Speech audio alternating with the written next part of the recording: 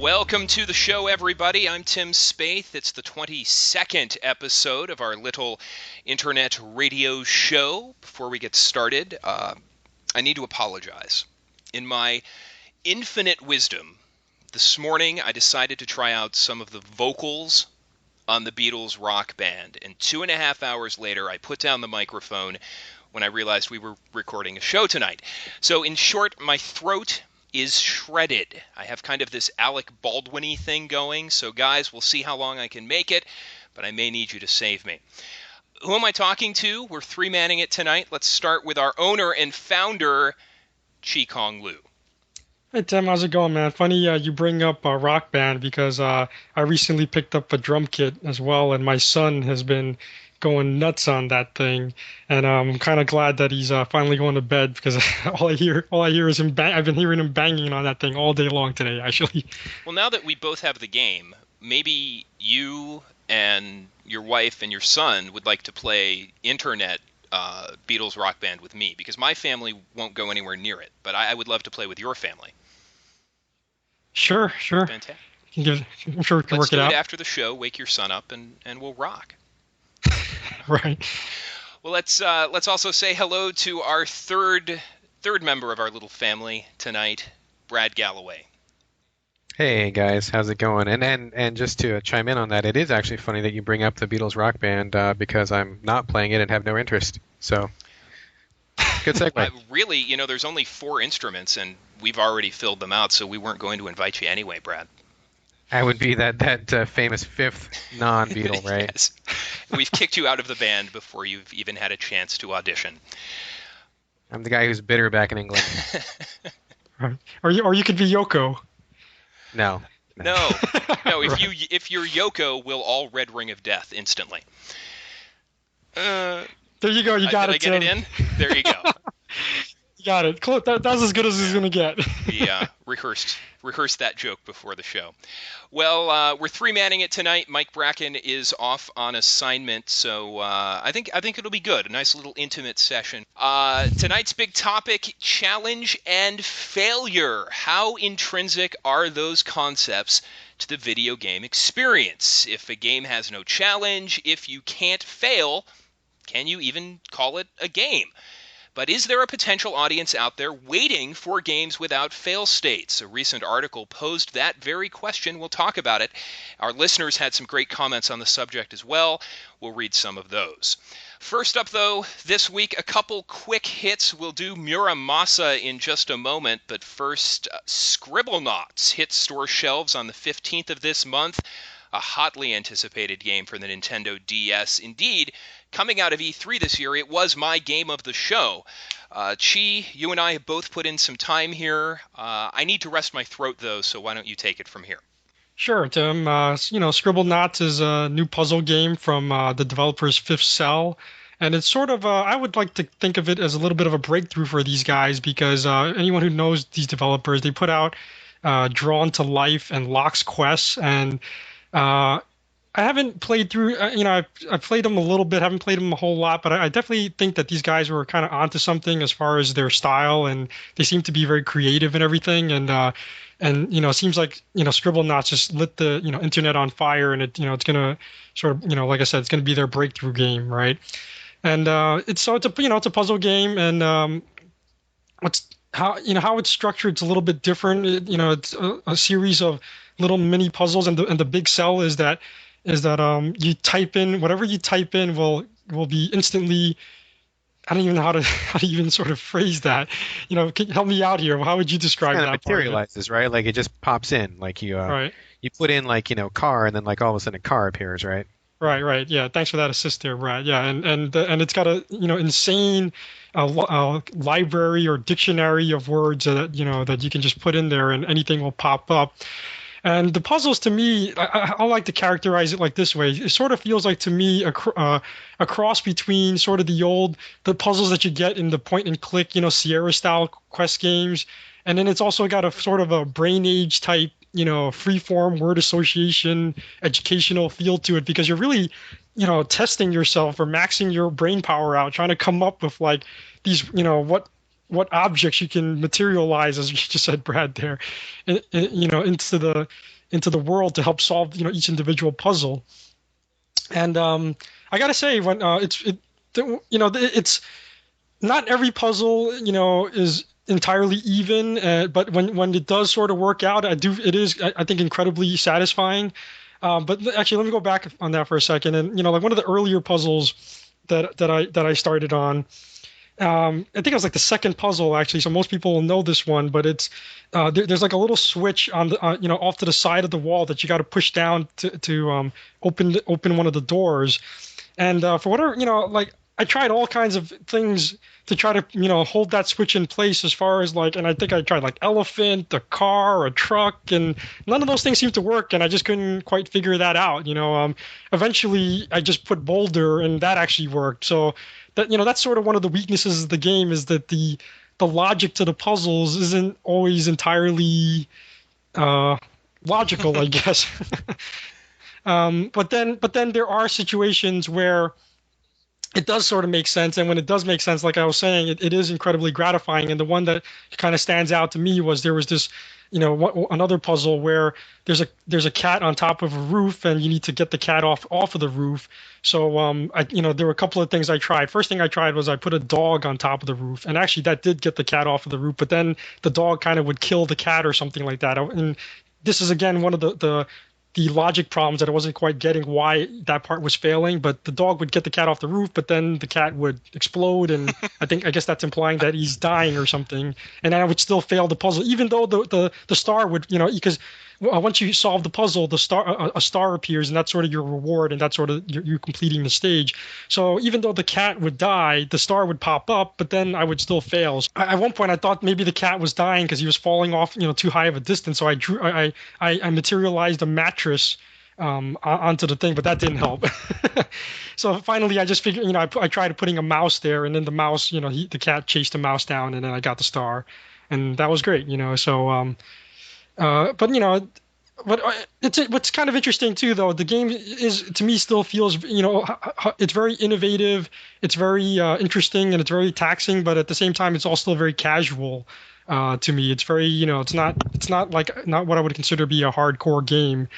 I don't know. So what do you guys think? Guys real quick, if you guys don't mind me jumping in. I actually haven't played the game. The only bit I've seen of it was when I had a really, really, really super brief hands-on at PAX, and I have played the other games from this developer, Drawn to Life, which I thought was a good idea, but came out pretty terrible, and Lock's Quest, which I did think was pretty good. So most of these puzzles, are they physics-based? Because when you describe that thing with the boulder and the elephant, I mean, is the game looking for a specific trigger to get you past these puzzles? And so is it truly the logic that you're having problems with? Or is it that, like, you can't quite get this awkward object into the right spot? Because I know that physics is one of the problems that this developer has had in the past. How would you categorize it? I can respond to that. There are actually two types of levels. There's what they call puzzle levels, and there's action levels. And the puzzle levels are more what she was referring to. They have like a little story, a little narrative that you're participating in, such as the cat on the house. There's one with there's a kid who's late for school. He's sleeping in his bed. You have to figure out a way to wake him up. So they're just tiny little stories that you're helping to finish. Those are typically not physics-based. And then there's a second level, or a second type of level, that they call action levels.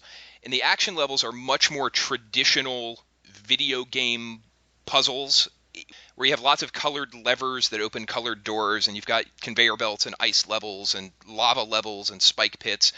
Those are very physics-based, and I found those very, very unsatisfying. Not necessarily because of the physics, though. It actually has to do with the word choice. And on the puzzle levels, on the one, and I'm going to call them narrative levels because that's how I think of them. Each one has a theme. So to take the example of the kid who's asleep, who's late for school, you could do an alarm clock, you could do a school bell, you could do a rooster, you could do a smoke detector and put a fire underneath it. But those levels narrow your vocabulary a great deal. And you would think that in a game like this that would be much more restrictive, but it's actually much easier to wrap your head around a more narrow vocabulary than all 22,000 words in the database. So, it focuses your creativity, and those levels are much more fun.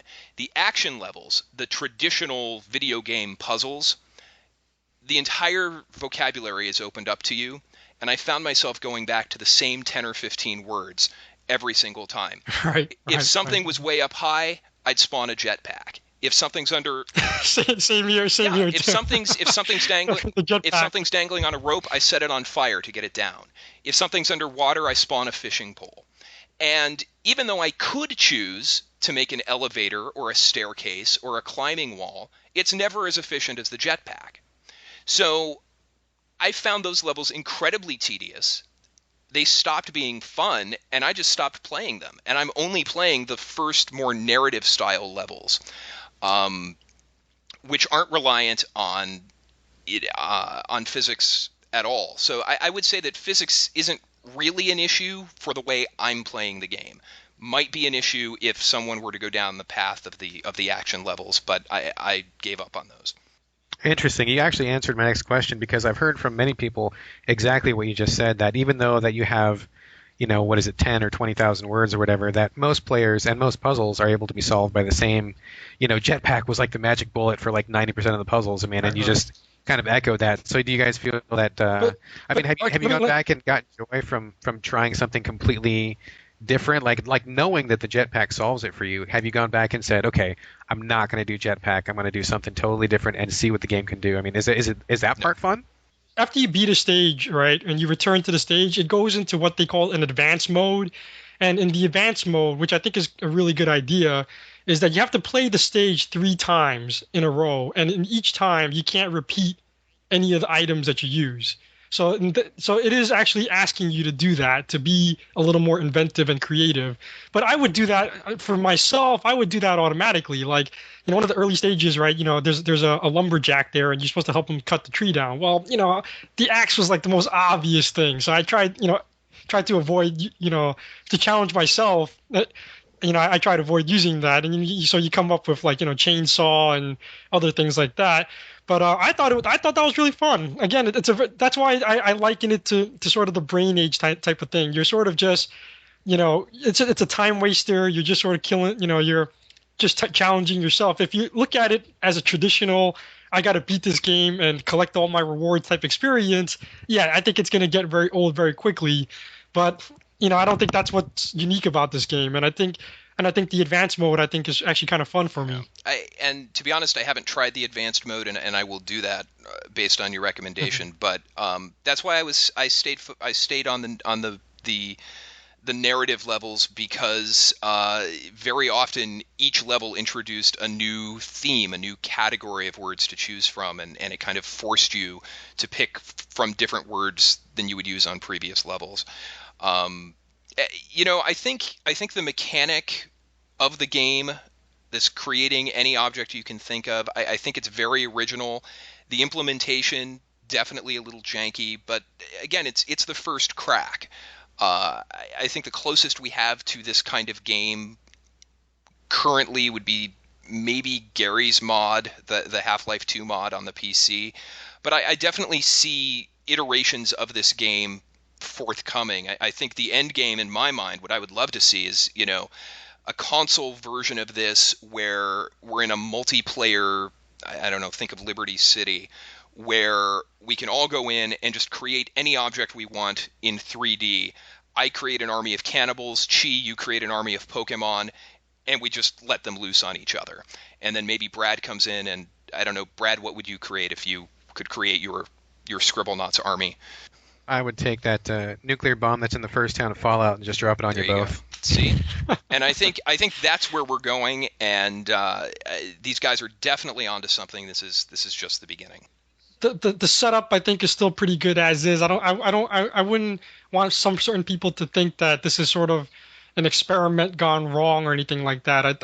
I think the setup is pretty ingenious, and obviously the scribblings. It's so hard to even describe what this is. The scribbling system, or whatever you want to use to materialize things, is pretty inventive. It doesn't always, yeah, like you said, it's kind of janky in that it doesn't always work out the way you want it to do it. But when it does, it's incredibly satisfying. So I think it works on that level. Yeah. Very good. So there you have it. Scribblenauts. Let's move on to our next quick hit, Muramasa, the Demon Blade for the Nintendo Wii. And Chi, why don't you start this one off as well? Sure. Muramasa is a 2D action platformer from the developers Vanillaware, the guys that brought us Odin Sphere and Grim Grimoire. And I'm happy I said that properly. It's set in a mystical feudal Japan, filled with ninjas and demons. And the reason I sound very awkward as I say that is because I had to write that down. And it's kind of funny. Like if you're into anime at all, the minute you see the imagery from this game, you get that. You instantly, oh yeah, it's from that genre. But if you're trying to like describe it cold, it's quite a mouthful to try to explain that it's sort of like feudal Japan, but a fictional version of it that includes demons and ninjas and things like that. So that's why I had to like sort of make sure I got that straight.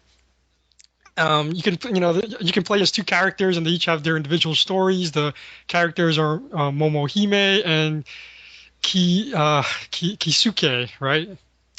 Whatever. It doesn't matter. Whatever, right? It's supposed to be really, and it's supposed to be really accurate towards certain kind of Japanese myths. Is that right, Brad? I mean, do you know anything more about that? Yeah, I mean, where to begin? Where to begin with this game?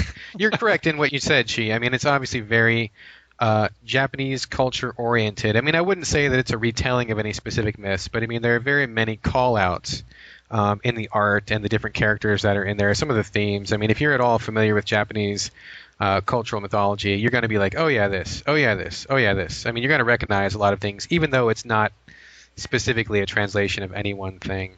I got to say, I want to just take a step back and just say I hate Vanillaware. And I hate them because I want to love them. I really, really want to love them.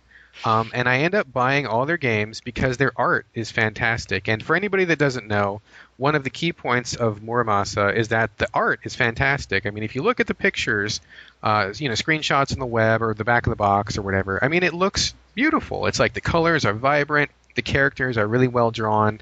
It's in a Japanese cultural style, so it's not anime specifically, but you can definitely see where this art is coming from. And they put a lot of time and effort into it. And it was true also of their last two games. One was Grim Grimoire, and the other one was Odin Sphere, like she said. Those games were also totally beautiful. But the thing that trips me up and the thing that makes me hate Vanillaware is that as beautiful as their art is, and definitely it's beautiful, their games all suck. Like, they don't know how to design games. I mean, Grim Grimoire was awful. Odin Sphere I thought was terrible.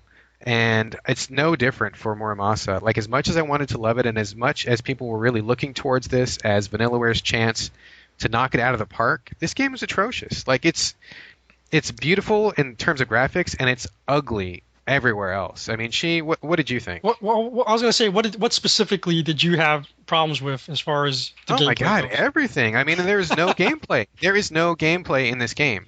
Once you give get me past, something. I'm going to give you something. I'm going to give it to you right now. See, it's like the whole world of Muramasa is made up of empty squares. And it sounds a little weird to say that, but like it's literally empty squares. You start on the left, and you walk right, and you pass through these empty squares, and in half the squares, there's nothing. And in the other squares, you fight like one battle that's over in like maybe 30 seconds. And so you progress through these squares from left to right, and nothing happens. You're just passing through them. The developers have drawn really, really beautiful backgrounds. I mean, there's these bridges, and there's these dark, misty forests, and there's, caves, and it's beautiful, except for they've only drawn like one of each, and so they cut and paste them, and so you'll go through the same forest screen like 8 times in a row, and like nothing happens. There's nothing in it. I mean, it's kind of a misnomer to even say it's a platformer because there's no platforming. There's no pits to avoid. There's no skill involved in pushing from left to right. You're simply literally crossing these areas. Sorry, you're right. I should have said a side scroller, not so much a platform. I mean, no, yeah. I think that you were right to say that because I think that's how it's categorized, and I think that's what a lot of people think they're getting. But there's no platforming. I mean, literally all you do in this game is you walk from one end of the world to the other. You fight a couple of random battles along the way. When you get to the end, there's like a boss or something, and then you repeat. You just go back to the other side, and they make you walk back and forth so many times with nothing going on. No puzzles, no interesting dialogue. There's no platforming. There's no challenge. I mean, there's a few challenge rooms here and there where like the combat gets pretty intense, but those are few and far between. And like in a nutshell, this game is empty. There is nothing here. I mean, and what's also funny about what you're saying there is that they do put like little those little spirit things that you could collect, and there's little rooms there, so that you think that you're going to get something more, but you don't. So it's even more annoying because you sort of backtrack, and then you go search all these rooms again, and you still get nothing. So in the end, it's like you said, you get nothing, and it's more aggravating. Yeah. There's no point to it. I mean, they put in all these rooms. I mean, and you don't do anything. There's nothing. Literally nothing going on. I mean, I can sit there this morning when I was playing it. I went through, I think I counted 14 rooms or areas or zones. Nothing happened in any of them. No fights, no tricky jumping, nothing, and nobody to talk to, nothing. I am simply holding the right stick right and moving through these rooms for 14 areas. And I just, I got to the point of where, I mean, in the first hour of playing this game, I had seen everything that there was to see, and nothing was interesting. I mean, I was losing interest in less than an hour of starting this game. And I'm so disappointed because with the flaws that Vanillaware's previous games have had, I think not only myself, but everybody else was thinking, okay, they may have biffed the RPG thing a little bit in Odin Sphere, and the real-time strategy in Grim Grimoire didn't quite happen the way that it should have. Now they're going back to 2D action platforming. That's a real natural fit. 2D action platforming goes together like chocolate peanut butter. This is where Vanillaware shines, and man, they don't. Like, these guys are geniuses when it comes to the art, because I love their art. It's beautiful. Literally beautiful. But there is no fucking game here whatsoever. They do not know how to make games in any way, shape, or form. And I hate them because they keep convincing me to buy their games because I keep hoping they're going to be good, and they're not. They're just not. So yeah, Brad, I'm pretty much in agreement with you. The only things I'll add to that are, the sword fighting and the sword collecting element is kind of fun. It's very chaotic at first, but you get used to it and you start seeing the visual cues that when you're taking damage and whatnot. And yeah, the combat is completely disjointed, but as it happens, it's somewhat fun. I want to at least mention that. But I guess, otherwise, I totally agree with you. Yeah, the whole flow of the game is completely disjointed. It's very empty. The thing that I can't understand is how little they've learned from other games of the last 25 years, basically. Oh my God! Seriously. This genre is one of the classic genres. Even if they just sort of took the exact same game of another game like Legend of Cage or something and literally just skinned this graphics on, it would be probably a 10 times better game just from that alone, right? I mean seriously, I totally agree with you. I mean, it astounds me that there is no sense of level progression. There's no sense of developing mechanics. There's no sense of change. It's like what you get in the beginning of the game is what you get all the way through, as far as I can tell. I mean, I played, I think, 3.5, 4 hours. I haven't seen anything change, anything happen. The characters don't grow. You don't get new abilities. I do want to agree with you that I think the combat is actually a little bit elegant once you figure it out, and that's good. But that's like one tiny bright spot that doesn't really go anywhere in this giant open morass of nothingness. This is, and for people who think it might be like Metroid-like, it's not. It's just not like Metroid. Again, that's another game they could have aped, and they didn't. It's not, Castlevania. Yeah. It's none of these games. If they were inventing the genre, maybe this would be kind of excusable. But like you said, there's been 10,000 games in the last 25 years who do a better job of creating levels than this game does. And it's funny. It's funny you say that, Brad, when you say inventing the genre, because one game I thought about, right, and it's too bad Mike isn't here because I wanted to see if he would get this reference. Is a game called Sorcerian. Does anyone know that one? I know the name. I've heard the name. I've played it. Yeah, it's considered to be the original Japanese RPG even before Dragon Quest, and it was on a side-scrolling. It was on a side-scrolling thing where you had a party of four, like classic RPG style, four fighters or whatever, and it's on a 2D plane, and it's kind of like got that Castlevania, effect where you're exploring these worlds in a 2D plane. And the only reason why I even know this game is because Sierra put it out a while back ago. Like it was one of the earlier games they put out. That's where I know the game. It was a Sierra. I Yeah. think I had this game actually. Yeah, Sierra put it out. It was the company was Falcom, and that Sorcerian was the precursor to the Ys games. So that's the lineage there. But it was funny how as I was playing Miramasa, I kept thinking about Sorcerian because a lot of things about that game were pretty awesome for its day. And the thing that stood out to me was that they managed to put in a story there. They managed to make the levels interesting and actually explorable and have like puzzles there on a 2D plane. And I'm thinking, why doesn't this game have these things? This game, like, it was a 16-color game. I mean, it was like on an ancient platform, probably on one of those like MSX computers or whatever. And just baffling as to, what are they, what are they basing it on, referencing or not referencing or taking their inspirations from? And or like you said, they could just be pouring all their efforts into the artwork and that's it. Yeah, these guys are programming in a I mean, it's either they don't know what they're doing or they simply have no talent. And I know that sounds really harsh because I really don't mean to just like disrespect anybody. But when you look at the final product, it's inexcusable. It's mind-blowing to me that this game would get released. And what's even more mind-blowing, and I almost hate to say this, but I subscribe to Play Magazine, and I really don't know why. I think I just do it because I get all the magazines. And I'm actually going to let my subscription run out. But Play did it was like a 40-page spread or something on this game.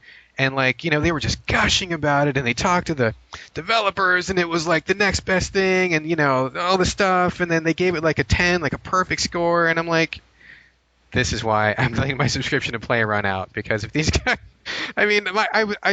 I disagreed with them so much. And it was so obvious that they were giving this game just like the wettest, most deep blowjob possible. I mean, it was ridiculous. So anyway, whatever. That's sexy. I had no interest in this game before the conversation. I have even less now. But as the host, I feel I should ask one question about it. Why is this game on the Wii? Does it have any Wii-specific functionality, or do these guys just don't have the development chops to hack it on a more powerful system? What's the deal there? Yeah, I think it's probably. I mean, you may disagree, but I think it's because the Wii has a pretty low bar for entry. I don't know for a fact, but I've heard that Vanillaware is a pretty small studio, and they. I mean, if this is what they do on the Wii, I shudder to think of what they would try to do in full 3D. I mean, it would be it would just be a massacre. It just wouldn't be good. So I think that's probably why. And as far as I know, there's no Wii specific functionality. I'm playing with the classic controller, so there's no waggle. There's no anything like that. I mean, any thoughts on that? Yeah, I think because the previous two games that they did were on the PS2, right? And I think if you look at the lineage of like sort of where those style of games went, it's obviously not the PS3 and it's obviously not the Xbox, with HD and all that, 3D graphics and everything. So really they're left with just the Wii at that point, and I guess you could make an argument that they maybe could have went like the Xbox Live route or the PS3 network, but I guess again their games have always been more sort of a disc type experience. So I think that's why they went with the Wii, simply because it was just the natural platform for that genre at this point. Yeah, it's pretty obvious that they're not at the cutting edge of game development and technology and stuff. And there's nothing wrong with that. Like I don't need HD graphics to appreciate a game. I mean, and like I said, I think their artwork is beautiful, but graphics alone are certainly not enough. So. There you go. Fair enough. Well, that's Muramasa, and that ends our first segment. Why don't we take a break? When we come back, something I'm intimately familiar with, failure. We'll do it in 2 and 2. Be right back at you.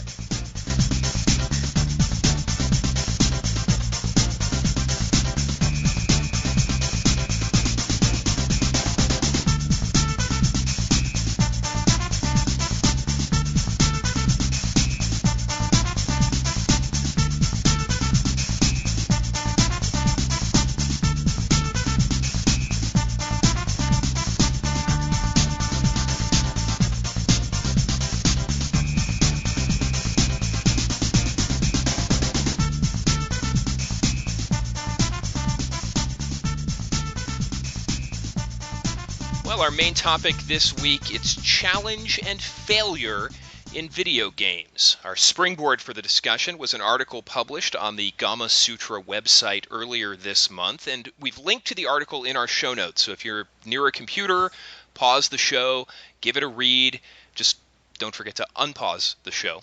The author of the article, his name is Louis Pulsifer, and I'm just going to read the first paragraph to set the stage. So here's the quote. Video games won't be as widely accepted as film unless we find ways to allow participation by those who don't want to be challenged by their entertainment and who don't want to have to work to be entertained. A lot of meat in that first paragraph. So let's get one thing out of the way. We've talked many times on this show about comparing games to other forms of media, and while I think there's merit to that discussion, I think as a group kind of shot down the premise that games need to follow the exact same path as movies and the movie industry in order to be deemed a success. So while we may have that conversation another day, let's leave movies out of this discussion tonight. That said, a lot of ways this conversation could go. So let's start with the second half of his premise, that there is a segment of people out there, a potential audience for games, that don't want challenge in their entertainment. And the industry has an obligation or needs to find ways to mitigate failure or remove it altogether, or those people will never play games. What do you think? Is this guy onto something? I totally agree. I think he's exactly right. I think that there's games for everybody, and I think there's also games for every kind of mood, or there should be anyway. I mean, I don't know about you guys, but there are certain games where I am prepared to grit my teeth, put on my leather game gloves and really, buckle down and put out some effort. And sometimes that's what I want. And other times it's not at all what I want. I mean, sometimes I want to just get something in the console and enjoy it. And to me, enjoyment does not equal hard work all the time. Now, it does sometimes. And I'm not saying that I want all challenge to be gone from all games, but I think that there needs to be an option at least. I don't know. Chi, what do you think? Oh, it's interesting you say that, because I had a completely different view, and it's not necessarily that it conflicts with you, but I pretty much disagree with this guy, like, entirely. Like, I don't think games need to be easier, although we've had discussions about how certain games shouldn't be so damn hard and how certain games have been made to be too hard. But my perspective on it, first of all, is twofold. First of all, I'm not sure why games need to be more popular than they already are. That part baffles me right off the bat, because here we have already, like in Korea, like an entire nation of people that are gaming already, right? It's like 1 in 4 people have played StarCraft or whatever, and is Korea somehow innovating more, producing more innovative games, or leading the industry in game design? I don't quite see that. So I'm not quite sure why this author feels that. I'm not trying to avoid the movie comparisons, but just in the general popularity, I'm not sure why. Games are pretty damn popular right now. We're not in the sort of the Stone Ages anymore. Yeah. And along isn't that kind of like just like with any media though? Like whatever media you're talking about, they always want to be bigger. I mean, the natural instinct for American entrepreneurs anyway is bigger, more. I mean, you could be, Coke. I mean, Coke is like the biggest soft drink in the world, and they're always wanting to expand their market. And McDonald's, I mean, you can't go to a country in the world without finding McDonald's, and they want to do more. I mean, I think that's just kind of a natural, no matter who you are, you always want to get more. So it kind of makes sense to me that the question would be asked of, how can we get more? How can we include more? I mean, it's from marketing and economic standpoint, it makes it's a valid question. Yeah, fair enough, because I was just looking, when I thought of Gama Sutra, I typically think of more game development, but I'm looking at their subhead right now, and it's the art and business of making games. So fair enough. I don't think the author quite kind of again clarified what was sort of the benefit of having more and more and more, and again, I'm not sure why that makes games somewhat inferior to movies, but that's part of the other discussion. So fair enough, but point taken. I think what I took exception with was the tone of the article implied that we were at some sort of crisis point. That if we don't get these new people into games right now, that something horrible was going to happen, and I don't think that's accurate at all. And there's also an implication, and Brad, you addressed this part, that there aren't games out there that don't have challenge. So I'm not sure why this article came out right now, but there you have it. Let me talk about the timing, and it's funny actually, Tim. The timing of the article is ironic because Rock Band Beatles just came out, and here's a game that is widely regarded as sort of a game that could potentially break new barriers. And this whole era of gaming right now with the Wii, with Rock Band, with Guitar Hero, has seen unprecedented levels of casual gaming and new people trying to game. So this article just seems a little bit out of date, to be quite honest with you. And going back to the actual point, though, I don't believe in generally speaking that games need to be made easier. And I always think back to the Tom Sawyer example of the story. As the story goes, how he tricks all the kids into helping him paint the fence. And it's not it's not work because they're all having so much fun doing it. To me it comes down to two things, right? It's a question of novelty and having some sort of real world connection to the subject matter in the game. I think that's what people connect with. They'll play, look at the popularity of games like Rock Band, and Guitar Hero. Those games are some of the hardest games I've ever played. When you get to the expert and the hard levels, I can't even do them, and yet there's tons of people out there who don't consider themselves gamers, but have mastered this game. The beauty of those games is that they are simultaneously the hardest games you've ever played and incredibly accessible because you can turn it down to the easy level and indeed turn on no fail mode so that it's not even possible to lose. Sure, but and that's the genius of the game design there as well. But my point being is that a lot of gamers will actually rise up to the challenge. It's all relative. Like I said, it doesn't matter whether you're painting a fence, you're playing guitar, or whatever. So long as it's put in the right context and it's presented in the right kind of way. And like I said, if I could chip in real quick, Chi. I mean, I think you've actually proved this guy's point because, like Tim said, it can be hard if a person wants it to be hard, but at the same time, the choice is there to make it so that you can't fail. And I don't really think that we have any statistics as to how many quote-unquote casuals, actually take on the expert mode and stuff like that. But I think the real point is that it is accessible. But one other thing that you brought up that I really would like to touch on is that you said that it connects culturally. And I think that is something that is important, but I think that also it does have to go hand in hand with a reduced difficulty level. I'll give you an example.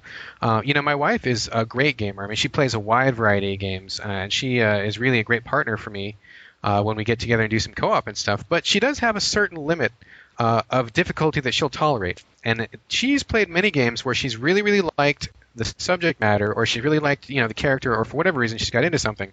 And then she just hits a certain wall when this difficulty gets a little bit past her comfort level, and she stops. And it's done. She's done. Game's done. She doesn't care. It's over.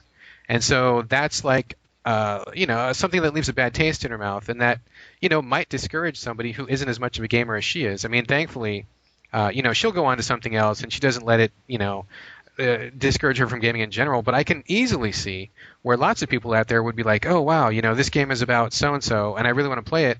They start playing it, and they just hit a wall of difficulty, a really tough boss, or an area where saves are too far apart, and they just get stuck.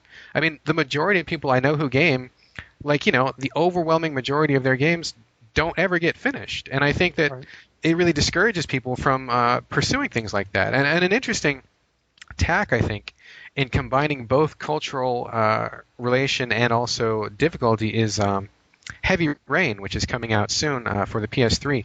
Now, in this game, it's kind of a murder mystery from what I gather, so that's going to really appeal to a lot of people. I mean, it's going to have significant appeal to women who like, the whole, crime drama thing. I mean, I'm really interested in it for the storytelling elements. But the interesting thing is that regardless of what happens, I mean, I haven't played it, but the talking point anyway is that you can die and the game keeps going. I mean, it changes the events, but you're never going to be discouraged from stopping playing. I mean, you may lose a character or maybe something bad happens that you don't like, but you don't fail per se. Like, you just keep going. And I don't necessarily think that would work for every game, but I think it's a really interesting thing to pursue, not only for narrative quality, but also, it means that, you have to be a good player to play the game you want, but if you are not so good, you can still keep going. I mean, you may not get the best ending, or you may not keep all the characters that you want to keep, but at least you can play. At least they don't make you toss the controller down in frustration, you know what I mean?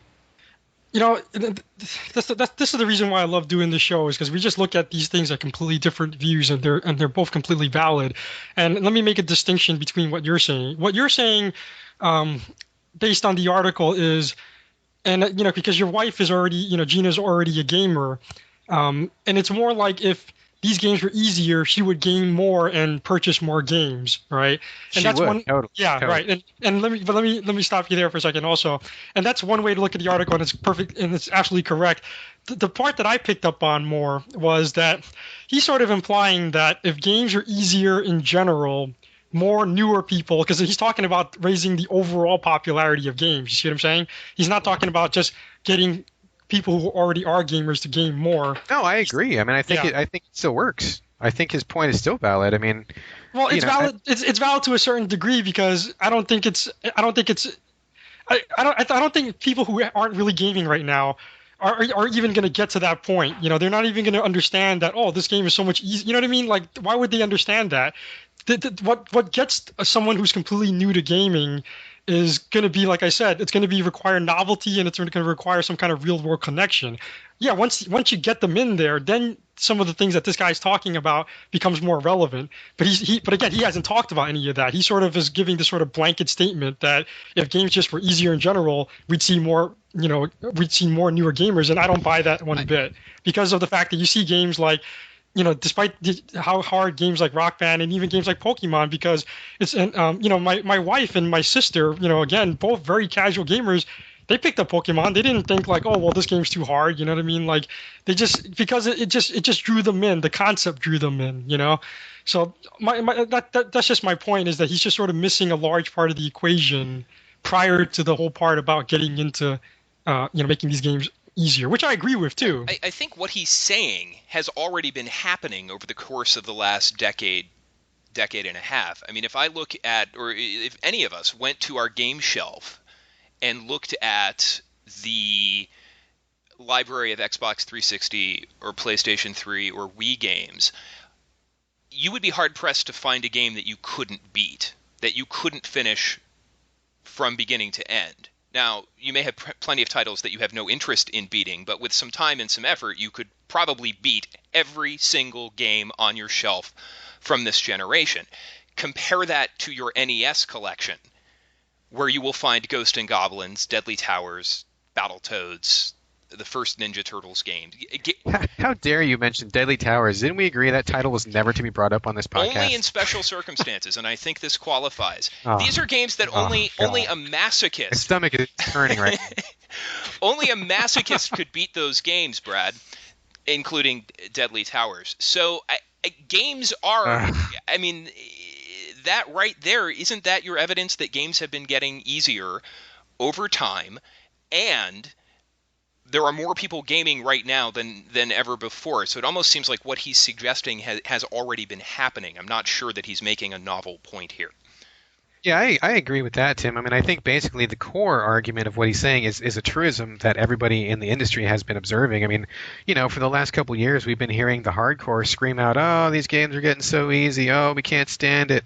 As if making a game that's finishable is some kind of crime. I mean, that's why people put in difficulty levels, if it's too easy for you, crank it up. I mean, be my guest. I don't understand what the hue and cry is about games that are, oh my God, I can finish it. Well, this game is no good then. I mean, there's tons of people out there who are never going to be able to finish like a Ghosts and Goblins or a Ninja Gaiden or something. So, why not make games that can be finished? I mean, you want a good time? Put it to easy. You want to test your skills? Put it to hard.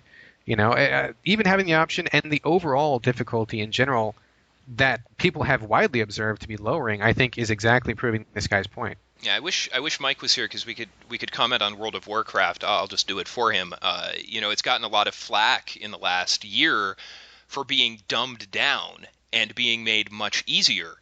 And the developers have come right out and said, "Yep, we're dumbing it down. We're making it easier." Because historically they've created a lot of high-end content that only a tiny, tiny percentage of the player base was ever seeing. And it was almost like they were putting in all this effort for just a small payback. So now they're making the game much easier so everybody can enjoy it. And it's enjoying higher subscription numbers than it ever has. So it's definitely, you want people to see your content. I certainly can understand that.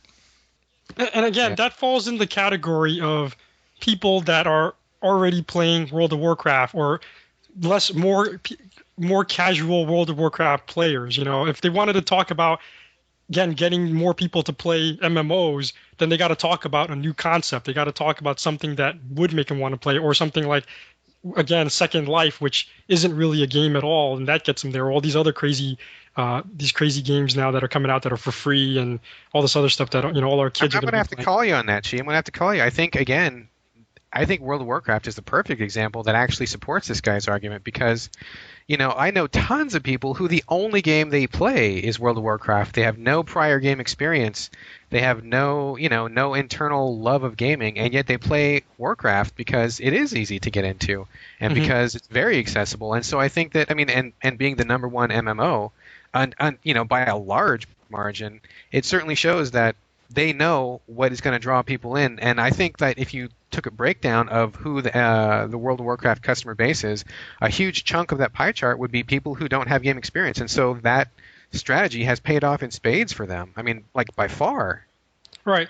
And, again, what I'm saying I don't think conflicts with that point. I know, you're saying you're calling me out on it, but at the end of the day, World of Warcraft is a fantasy RPG, with Dungeons and Dragons, that sort of thing. And, that's never going to appeal to certain people like my sister, for example, who just isn't into that, no matter, how you dress it up, you can make it easier. Well, that's but kind of a different argument, though. We're not talking about cultural relevance right now. We're talking about accessibility, Right. I totally agree with you. I think you're absolutely on the mark that no matter how fun it is, not everybody wants to be like an elf or like a Tauren or whatever else is in World of Warcraft. I think you're exactly right, but I think we're taking we're taking it from two different points. That's all it is. Right. So I want to talk briefly about a couple of sections towards the end of the article. He has one section called Mitigating Failure, and I wanted to talk briefly about that in terms of ways that games recently have reduced the impact of the fail state. And I think the most popular example of that right now is the Prince of Persia from last year. Did either of you play that? Yeah, I played it. I did not, although I've heard plenty about it. Yeah, the whole idea there was that you couldn't die.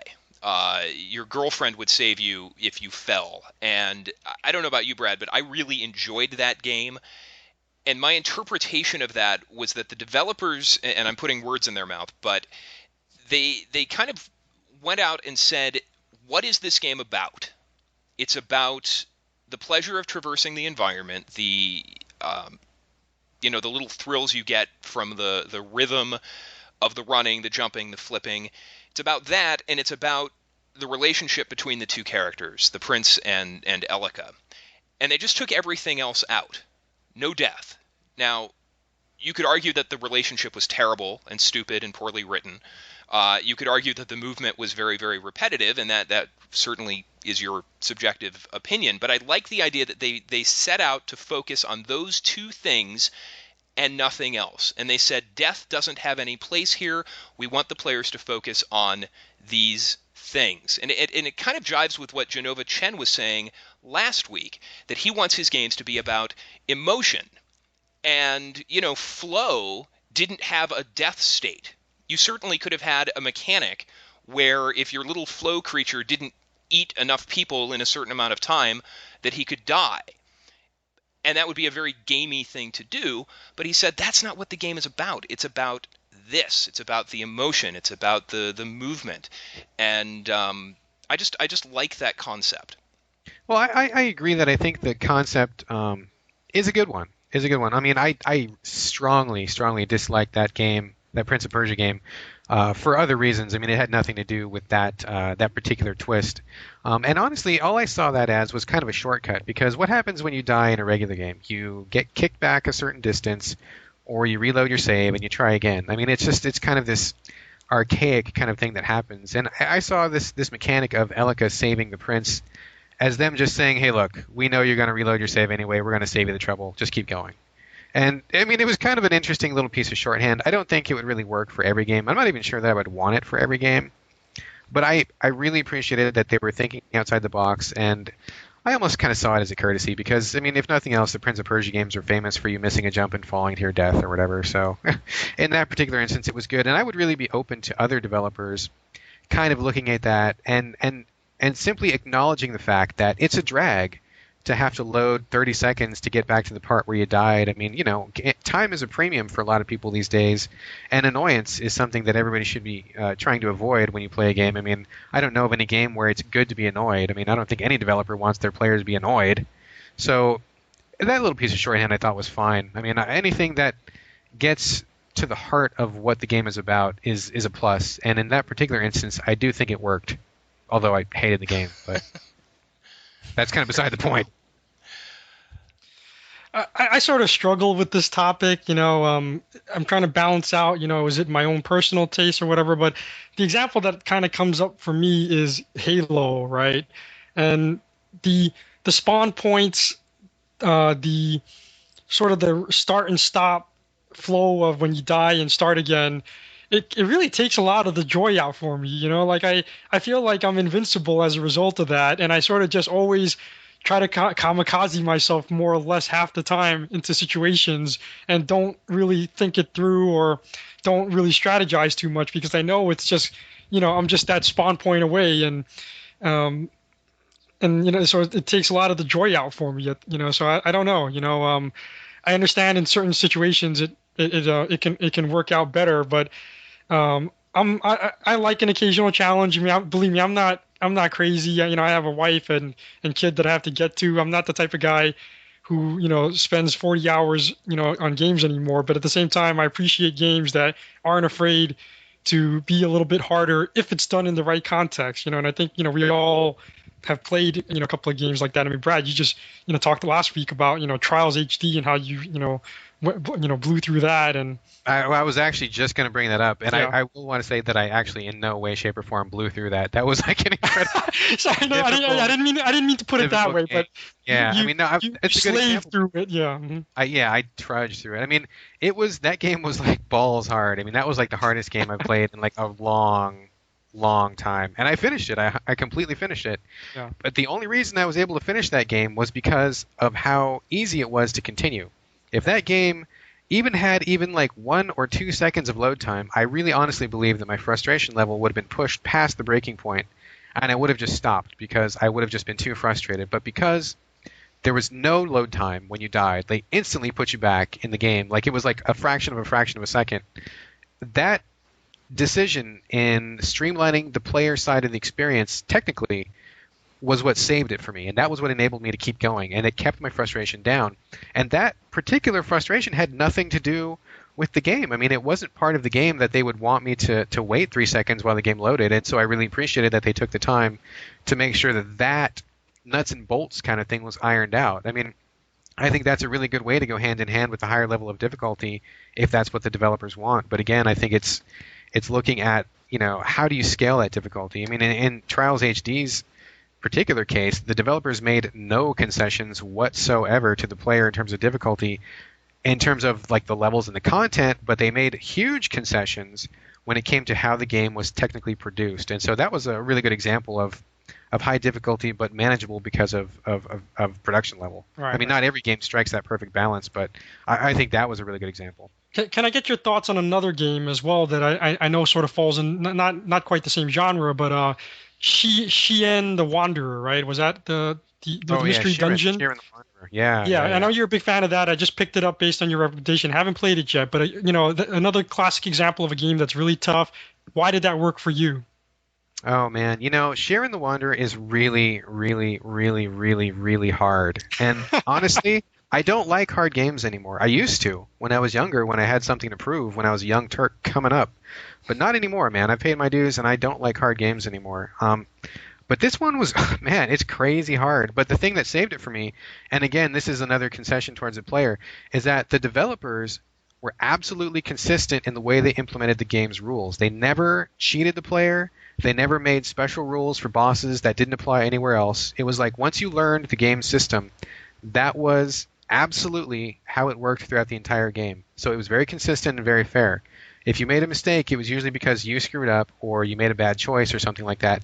It was never because a boss got to go an extra turn or because you couldn't cast a sleep on him where it had worked on every other enemy previous to that. So that's another area where the game is ridiculously difficult, but it's really enjoyable and good because the developers realize that consistency is their concession towards keeping a player's frustration level down. So if you screwed it up, it was really on you, not the game. And that's, another good balance. I mean, I think a lot of developers struggle with that, but they really pulled it off in that instance. So you know what, Brad? I got to thank you because I think you basically explained it for me through the process of talking about Trials and Sheehan here. Is to me, it comes down to, like you said, consistency and sort of how you execute out your difficulty and whether or not you're trying to create sort of a challenging experience. Because I think even casual gamers don't mind challenges presented in the right way. I'm just very uncomfortable with the sort of blanket statement that easier games is going to equal a lot more players. It's hard to disagree with that at the same time. Also, in that as a general formula, sure, but I just think it's the way it all in actual practice though, it's a little more nuanced than that because I just see too many examples out there. Whether you're talking about Pokemon, whether you're talking about Rock Band, where we see so many casual people playing, these games anyway, so I can accept it as a blanket argument, but I just think it's such a more interesting, nuanced argument to make in general. And I think it depends on the game, depends on the situations, and how the developers execute it for me. Let me add two things to that real quick here. The first thing I would add is I think that in the case of Pokemon and Rock Band and a number of other games, some Wii games, they have that cultural energy, that cultural mindshare going. And I know a lot of people who will jump on board with something, even if it's not their cup of tea, because everybody else is playing it. I mean, I knew a number of Pokemon players who everybody they knew was playing Pokemon, so they had to play it too. And even though it may not have been their cup of tea, they went on, got on board with it and all that stuff. So I think you have the cultural dynamism to consider. And I will also say, seriously, but it sounds kind of funny, but if the only games to choose from for people were Trials and Sheeran, we'd have like a fraction of the game audience that's out there today. So I definitely think that easier games have their place for sure. No, I don't. Yeah, and I don't mean to imply that those games represent the other games I was talking about, but through you explaining to me how you were able to tolerate those games, I think applies to those other games as well. Because Trials and Sheeran doesn't have the cultural significance part of it. And neither do they have the novelty factors. But the way you explain the game mechanics to me allow me to explain how how when you have the cultural significance as well as the novelty, it all can still come together, even if the game is quote unquote difficult. Hope that makes sense. Oh yeah, absolutely. Well, guys, we had some readers chime in on the article and a couple comments and an interesting question. So would you be interested in hearing some of those? Absolutely. Of course. We've got a comment here from Shun. Is it Shun or Shun? Shun? I always pronounce it Shun, but I guess we don't know, do we? We really don't. We're gonna. It's an alias anyway, so that's fine. That's true. It's not his actual name. Because I know. Not even his actual name. Yeah. The article mentions Wii Fit, and Shun says, I think categorizing Wii Fit as a game that, quote, removed the onus of failure to compete isn't accurate.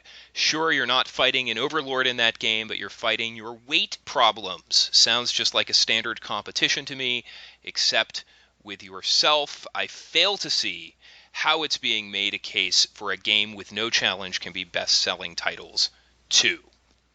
Yeah, that to me, Wii Fit again is an example of relating to the real world. I mean, people who play Wii Fit want to lose weight, and there's a lot of people out there who want to lose weight.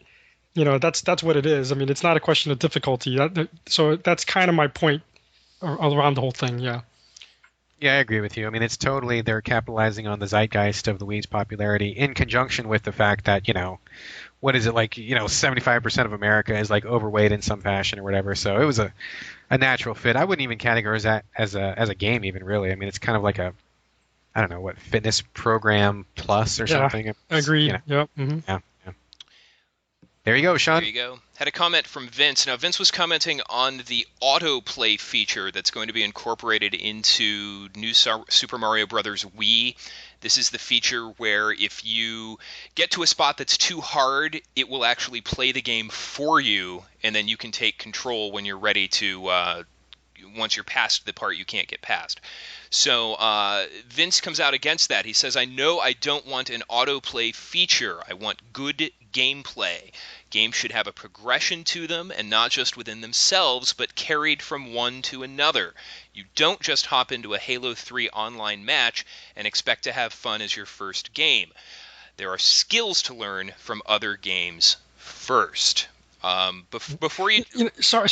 Before you jump in on that, Chi, I just wanted to say that the only time I had fun in Halo 3 Online was my first game, because it was the starter zone and all the good players weren't allowed to play there, and I could actually win. But anyway, that's not Vince's point. Go ahead. Yeah, sorry for jumping on top of this real quick again, but I just feel like he basically was saying what I was saying at the end of the conversation before. In that, again, it's not about just making these games easy for the sake of being easy. It's about the execution. And to me, this is a tough call, but to me, the whole autoplay thing sounds just kind of condescending. I don't know how other people are going to take it. It's a little bit condescending to me. I wonder whether people are going to appreciate that, or not. Well, this is a really complicated issue. I mean, number one, it's complicated because nobody's actually played it yet. But I'm kind of two minds here. I mean, on the one hand, I do agree with Vince and with Yuchi that there are certain games that are just meant to be kind of difficult. I mean, not every meal is McDonald's. I mean, some people want more from a meal, I mean, some people want snails. Some people want something that has multiple layers of flavor. That's not everybody's cup of tea. Same thing with games. I mean, some people really want to have to practice to nail those headshots, and that's totally appropriate. I mean, I think that is fine. I mean, I love it. If you are the kind of player that wants to get in there, sink your teeth into it, polish up your skills, that game should absolutely be there for you. So I don't think that every single game needs to be made accessible to all players. On the other hand, talking specifically about this autoplay feature, I have an 8-year-old son, and I sit with him and I game with him all the time, and there's been a number of times when he'll hit he'll do hours and hours of gameplay on his own, and he'll do fine, and then he'll hit just one particular jump or one particular cluster of enemies, and it'll just stop him dead in his tracks. And I thank the stars above that I can share this hobby with my son, because anytime he gets stuck, he can always be like, Dad. And I'll be like, yeah, okay, give me the controller. Bam, bam, bam, get you it. Cool. And I love that. I mean, I love that we share this. And so I think if for whatever reason I wasn't there, or he just, it might be kind of cool to have an option where a kid or somebody could just get past a tough part. But at the same time, I can't think of several instances where he struggled and struggled and struggled. I've coached him down from being really frustrated and angry. We come back to the game after he's cooled off, and then he makes it. And I would hate for him to not ever have that sense of getting past an obstacle. I think that's something really intrinsic to the human condition. I mean, we struggle. Yep. If you can't ever fail, then how can you ever really win? So I don't know. It's tough. It is hard, and it's funny. And as a parent, I'm playing. I've been playing a lot of Candyland, like endless games of Candyland with my daughters. And, the first few times we played, they had never played like a board game before. So the concept that there is a winner and losers was very new to them. And maybe I had made a mistake of trumping up the importance of winning. Because I was like, the first person to get to the end wins. But I never really explained that it's okay not to win, and that you're going to play more times, and that everyone will get a chance to win. But the first time we played, my daughter Molly, she won the game, and she was very excited, and she celebrated, and my daughter Maddie, her twin sister, started crying. She said, "Why can't we both Mhm. win?" And I was like, "Well, look, we're going to play again. You're going to get a chance to win." And then I said, "Don't be a baby," and I sent her outside to the yard. Oh No, my I God, you did did not. Of not say course, I that, did did you? not. I didn't say that. But Oh God, but thank my you. my I was gonna be like, all right, dude, wait a minute, stop the No, no, no. podcast. We got to do I'm some joking. parenting skills here. But Okay. but Nice, Tim. internally, my parenting philosophy, and this is how I was raised, was my dad never let me win at anything, and he never let me take the shortcut at anything. And I kind of feel the same way, that if you don't understand. Is that why you killed him and buried him in Yes, Arizona? that's why I went to prison for 5 years after the manslaughter charge. But the the idea of experiencing failure so that you're motivated never to go there again is one that I strongly support. I feel like you have to lose, you have to fail to be motivated to win, and I think that's and look, it's a video game. It's not, in the scheme of things, it's not that important. But an autoplay feature, to me, it's a cheat, and it's sending the wrong message to a kid who will do it once and then do it again and again and again and again because it's easier. And look, Yeah, they're playing yeah. video games. They're being lazy already. This is like the height of laziness, isn't it? And the game's gonna play it for you, exactly, right? You make a good point. You make a very good point. Let me say something that I think is very important here. And Brad, you actually said it. It's the A word. I'm not sure if it came up before, but it's accessibility. And it's important for us to understand that accessibility and challenge are not the same thing. It's two different completely things. It's very nuanced. And the problem with what the author of the article, he doesn't make that distinction. He's sort of saying, lack of challenge equals accessibility, and I strongly disagree with that. I strongly disagree with that. Accessibility has more to do with design and execution. I would agree with that. I think it's not difficulty that stops people. I think it's difficulty that's out of whack or difficulty that hasn't been properly led up to, like a lack of a learning curve or spikes that should be ironed out in the production process. So I would agree with you on that. Yeah, thank you, Brad. That's exactly what I've been trying to say right there. Yeah. There you go. Got your back, dude. Couple more comments before we wrap up the segment. This one comes from Eeps, EAPS, Eeps. He echoes some things we've been saying. He says, quote, "I think the good news is that for those people who need a game that is balls to the walls hard, there will always be those games like Contra 4, Ikaruga, that are less story-based and more about mastering the challenge." Brad, of course, you mentioned Trials HD. Eeps goes on to say there is also the option of playing on the insane level. I'm curious if anyone ever starts playing a new game on that level. It's pretty amazing. It's a pretty amazing time we live in that the market can support both types of gameplay options. Have either of you ever started a game on the hardest possible difficulty level? The only Jake? one I've ever done that for was GoldenEye, because I knew that all the content was in the higher levels, and that was fine. I mean, it allowed me to sort of not develop any bad habits. But that's the only time I remember doing that was GoldenEye. It's funny you say that because if I know for a fact that there's something that I want to see, like if there's an extra mode, an extra character, some little perk that's only available on like the harder difficulty, then I will start at that difficulty for the sole purpose of not missing that content. But if there is no consideration like that, then no. And in general, no. I don't play things on the hardest difficulty at all. I usually start off on normal and just kind of see how that goes. I like I said earlier, I've played multiple games that are really, really, really hard. And if a game doesn't have a difficulty level and it's still hard, then I will play it anyway. But if I have a choice, I don't punish myself. I don't need to do that anymore. I always feel like the normal difficulty is what the developer intended you to play, so that's what I always start with. But not in the case of Halo, apparently. no, Halo, they intended you to play on what is Legendary? But that's too much. Yeah. Well, that was what they considered to be the Halo experience, right? As far as the developers were concerned. Not that that's not what they wanted you to play on, but yeah. And it is interesting, in the modern era, we now have achievements which allow players. It provides extra incentive for people to play on those harder difficulty levels. Doesn't work for me, but I know a lot of people are really obsessed with that. So.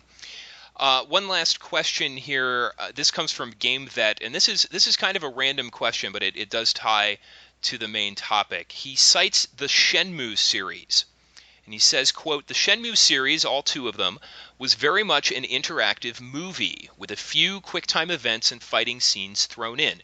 Do you think, hypothetically speaking, if a Shenmue 3 came out with the quick-time events and fighting scenes being cinematic non-interactive cutscenes, that the game would gather a much larger audience than the previous chapters?" Gee. I think that again, this is where like the cultural significance comes in, because then I think like what's a game that's kind of cinematic, and to me that was kind of like Grand Theft Auto 3, and that had that tidal wave of hype behind it, and all kinds of people played that. If it was purely a movie-based game, again with the right hook, it could go either way, I think. I would say no. I would say specifically no, because number one, I would kind of disagree that Shenmue was a movie with a few things thrown in. I mean, I think the selling point of Shenmue 1 and 2 was that you were doing a significant amount of actual role playing in the main character's shoes. And although that translated to a lot of walking around and a lot of talking to people, and maybe it's the slower parts that GameVet is referring to, I think that was the selling point. That was really what won people over. I mean, it has a really, really small but loyal core group of fans, of which I count myself one, where they added cultural elements, they had a great story, they had some interesting mechanics.